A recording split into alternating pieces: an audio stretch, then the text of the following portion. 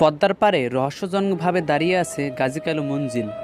শরীয়তপুর জেলার সবচেয়ে বিলাসবহুল এই বাড়িটি প্রায় 10 কোটি টাকা ব্যয়ে 1998 সালে নির্মাণ করা হয়। বর্তমানে এটি পদ্মার পাড়ে দাঁড়িয়ে রয়েছে। বাড়ির ভিতরে রয়েছে গাজী কালুর আসন, যেখানে প্রতি বছর ওরস মাহফিল এর আয়োজন করা হয়। এতে লক্ষ লক্ষ মানুষের সমাগম হয়। বাৎসরিক ওরসের সময় দোয়া মাহফিল ও তবারকের ব্যবস্থা করা হয়।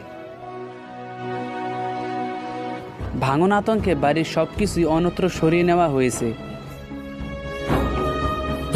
গত 2.5 মাসের পদ্মার ভয়াবহ ভাঙনে নদীর গর্ভে বিলীন হয়েছে বসতভূমি, বাজার, মসজিদ, স্কুল, হাসপাতাল, রাস্তাঘাট সহ সরকারি বেসরকারি বহু স্থাপনা। এর আগে গাজী কালু মঞ্জিলের 4 তলা একটি ভবন নদীগর্ভে বিলীন হয়ে গিয়েছে। বর্তমানে 3 তলা ভবনটিও ঝুঁকিতে রয়েছে, যে কোনো সময় এটিও নদীগর্ভে বিলীন হয়ে যেতে পারে। এদিকে চর ড্রেজিংয়ের জন্য ড্রেজার আনা হলেও এখনও শুরু হয়নি কাজ। এতে ক্ষুব্ধ স্থানীয়রা। তাদের দাবি, অতি দ্রুত চর ড্রেজিং করে বেড়িবাঁধের জন্য কাজ শুরু করা হোক। নিয়মিত আপডেট পেতে আমাদের চ্যানেলটি অবশ্যই সাবস্ক্রাইব করে আমাদের পাশেই থাকবেন। ধন্যবাদ।